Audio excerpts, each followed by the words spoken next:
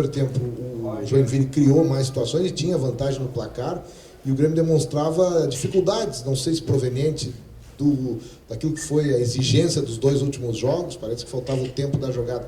O que foi que tu falaste, além da própria modificação do Fernandinho, para chegar onde o Grêmio chegou, numa virada que empolgou o torcedor, pelo menos, e deu ao Grêmio a condição de estar ao lado do Atlético na vice-liderança do campeonato?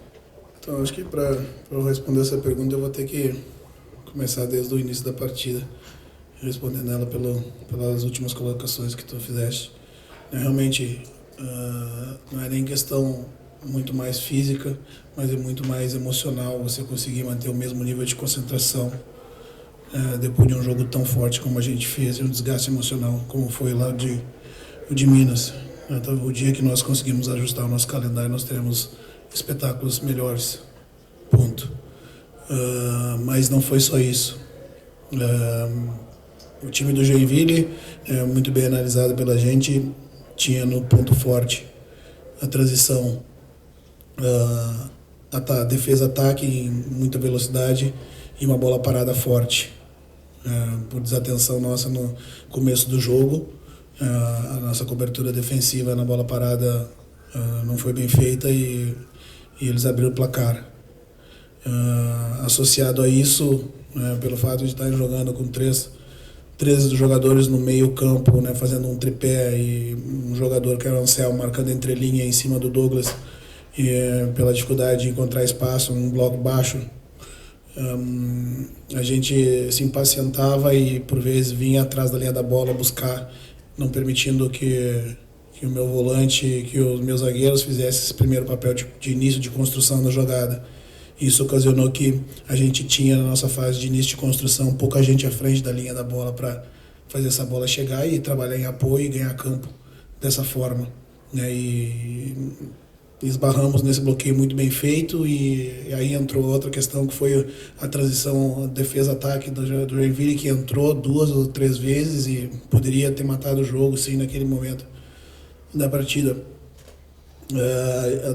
Depois disso, aos 25, as informações passaram a chegar dentro de campo, ajustamos um pouco mais, permitindo que o Wallace apenas fizesse a nossa saída de bola, empurrando o Maico para a entrelinha, para ser mais um ao lado do Douglas, e passando a informação para o Douglas, ao invés de que viesse para buscar a bola no pé, levasse o seu marcador para dentro dos zagueiros, depois no tempo certo saísse, para aí sim a bola entrar, como entrou algumas vezes, a gente voltou para a partida novamente.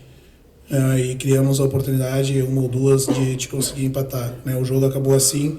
O que eu imaginei, nós imaginamos no intervalo, que a gente precisava, além de voltar a ter a nossa amplitude, que costumeiramente a gente tem, que em função da gente ter pouca gente à frente da linha da bola, meus extremas vinham para dentro para procurar esse jogo. Eu tinha que ter, além disso, a vitória pessoal, para que eu aí desarmasse um sistema defensivo muito bem posicionado.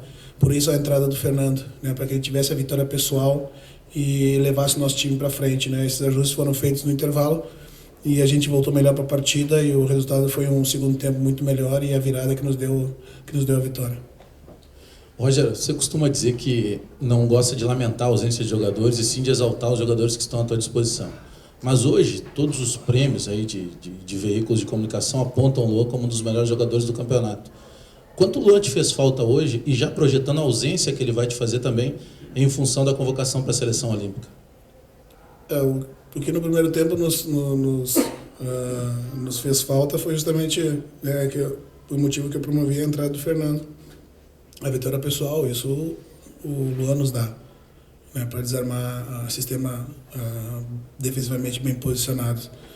Mas não passou pela ausência do Luan, a nossa dificuldade. Passou sim por uma equipe muito bem posicionada, que sob o comando do PC, é outra equipe que venceu o último jogo muito bem, jogando em casa, tem uma proposta muito bem definida, se defendendo um 4-1-4-1, trazendo o seu homem mais avançado para cima do último volante, permitindo que só os zagueiros joguem, fazendo um bloqueio baixo muito forte. Não passou pelo Luan, mas claro que é um jogador que vem na sequência, vem atuando. O Bobô entrou bem. Não criamos muitas oportunidades para que ele, nesse momento, pudesse ter a condição de, na frente do goleiro, finalizar melhor, mas mesmo assim se movimentou bem e teve uma boa atuação. Ô Roger, para muitos o Grêmio, quando tem que tomar a iniciativa de jogar em casa, tem mais dificuldades. Eu não sei se tu concordas, com exceção do Grenal, que atropelou o Internacional. Isso é fato, realmente? Tu concordas com isso? Quando joga no erro do adversário, fora de casa, de repente facilita um pouco ou diverge-se? Não concordo. A gente tem que analisar a forma e a postura que as equipes vêm. Hoje o Joinville veio num bloco baixo e fechando muitos espaços. Qualquer time teria dificuldade. O Sport também veio com uma postura assim. Então é muito mais a estratégia que os times vêm do que a questão do local e a dificuldade de propor o jogo, digamos assim. A nossa proposta de jogo, ela justamente é treinada para que a gente consiga dar amplitude no campo para driblar essas nuances da partida, só que hoje, até os 25 minutos, a gente não conseguiu fazer, né? Depois disso, a gente voltou para o jogo, voltamos até a nossa característica e isso nos deu a possibilidade de voltar para a partida e fazer a virada. Roger, você falou muito da questão do Fernandinho, né? Entrada na segunda etapa. Por que da opção de iniciar com o Bobô e não o Fernandinho desde o início da partida, enfim? E também o Grêmio termina esse turno como o melhor mandante, né, do Campeonato Brasileiro. Como é que você vê essa situação? Utilizar o fator local, mesmo um jogo de dificuldade como foi hoje também, conseguir essa vitória jogando em casa? Porque o Fernando não é um jogador de jogar dentro dos zagueiros. É um jogador de lado, né, que atua bem, jogando do lado para dentro. E o Bobô é um jogador que, perto ao lado do Douglas, nos daria essa condição, né, em substituição ao Luan. Não pensei em utilizar o Fernando ali em função da sua característica. Só a questão do mandante também, melhor mandante no turno do campeonato, Grêmio. Então, o fator local ele é importante, ainda mais quando tem a presença de bastante torcida.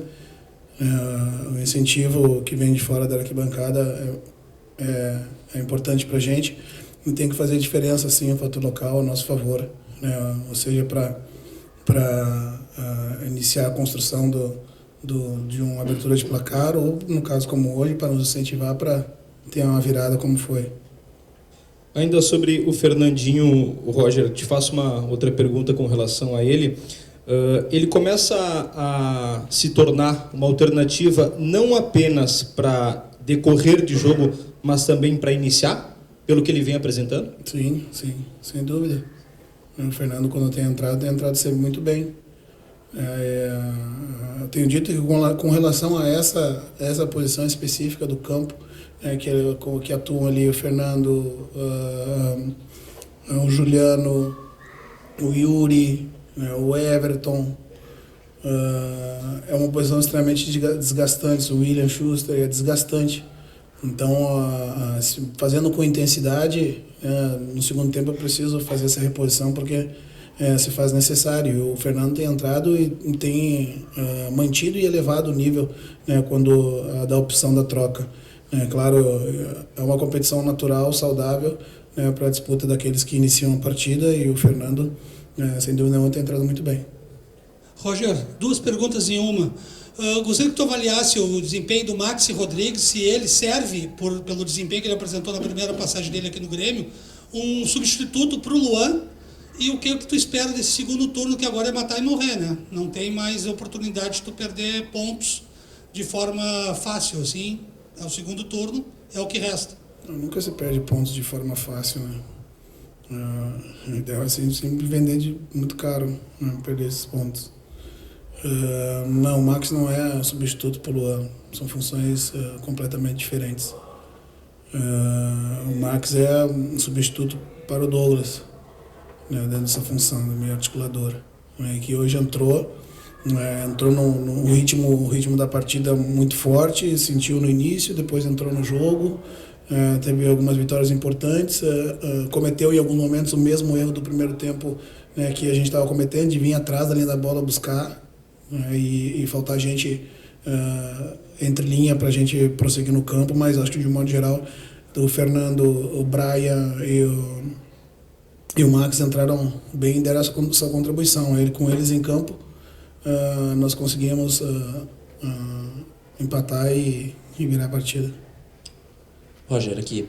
Agora vem uma sequência forte de jogos, né? Tem a famosa vira-chave, né? Porque agora tem o Coritiba. Coincidência ou não, o Grêmio vai enfrentar em 3 oportunidades o Coritiba, né? 2 pela Copa do Brasil e 1 pelo Brasileirão e mais a Ponte Preta. Você acredita que fica difícil manter esse mesmo rendimento porque o Grêmio vai ter jogos muito próximos um do outro? Você acha que é natural ter uma queda de rendimento? Não, a ideia é a gente manter o mesmo nível sempre. Mas a partir desse momento a gente vai ter que focar muito mais na recuperação do que no treino, para que a gente consiga ter os jogadores recuperados. Esse é o prejuízo, de você ter que acertar o que, por exemplo, aconteceu de equívoco hoje, que se o jogo fosse só na semana que vem, eu faria 5 sessões de treinamentos para bater em cima do que aconteceu hoje. E eu não vou ter uma para fazer. Então esse é o maior prejuízo que a gente tem. Roger, quando o Rodolfo saiu, se questionou, e pelo menos pela imprensa, os torcedores, quem seria o substituto e como o Grêmio substituiria o capitão da equipe naquele momento. E o Eraso, desde a saída do Rodolfo, assumiu a titularidade e tem tido um crescimento muito grande. Por sinal, no Grenal, o Atlético Mineiro e hoje, grandes partidas do Eraso. O que tu conversou com esse jogador? Como é que tu passou essa confiança para que ele assumisse a titularidade e tivesse esse crescimento que vem tendo? A minha linguagem com os atletas é o treino. É o treino que eu proporciono para que eles evoluam dia a dia. É um jogador experiente da seleção brasileira, jogou a Copa do Mundo. Equatoriano, perdão. E é que ele fala tão bem português que parece brasileiro. E realmente tem atuado em altíssimo nível, assim, com o casamento dele junto com o Pedro, fez muito bem para os dois. Quando eu tenho uma primeira linha sólida, e por isso que eu faço questão de ter laterais, que fazem minha primeira linha sólida. Por vezes eu brinco com meus zagueiros, que eu os quero sempre no lugar onde eles podem ser mais úteis para mim. Eventualmente eles vão fazer diagonais, porque aconteceu de um contra-ataque, eles têm que sair fora da área. Eu brinco com eles na briga do urso com o jacaré, quem é que ganha? Não sei, depende de onde for. Se for na água, eu aposto no jacaré. Agora, se for fora dela, eu aposto no urso. Então, um jogador alto, um zagueiro forte, se sair toda hora da área contra um pequenininho de 1,60 m e 20 kg mais leve, vai levar desvantagem. Então, por isso, 2 laterais que fazem a primeira linha defensiva forte para permitir que meu urso fique dentro da área. Isso, sem dúvida nenhuma, protegido, eles têm condição de ser muito úteis para a gente. Roger, falando um pouco a respeito dos seus laterais, falando do Galhardo especificamente, a gente conversou com ele ali agora. No gol ele foi te dar um abraço muito forte ali e falou da importância que você tem para ele. Ele saiu da condição de um jogador questionado para um jogador decisivo. O que aconteceu com o Galhardo e esse abraço ali que vocês conversaram naquele momento? Eu inicio pela mesma resposta anterior. A minha linguagem com eles é o treino. O treino do dia a dia. E evidentemente que passar muita confiança para o atleta, porque eu já estive lá dentro e sei que por vezes a gente perde a confiança, às vezes dentro do jogo, de uma partida para outra, de um tempo para outro. A gente tem que estar mentalmente muito forte, para superar essas adversidades. E o Galhardo, desde que eu cheguei aqui, eu não me recordo de uma atuação abaixo do Galhardo, sempre com uma regularidade muito grande, e é um jogador que tem a história que ele tem, frequentou muito a categoria de base, seleção, tem muito a nos ajudar, o crescimento dele é importante para a gente. Hoje ele foi muito feliz naquela batida de bola, porque daquela posição ali, como ele tem uma batida potente, passou da barreira, ela cai com força. E aí ele treinou muito bem essa semana, essa variável.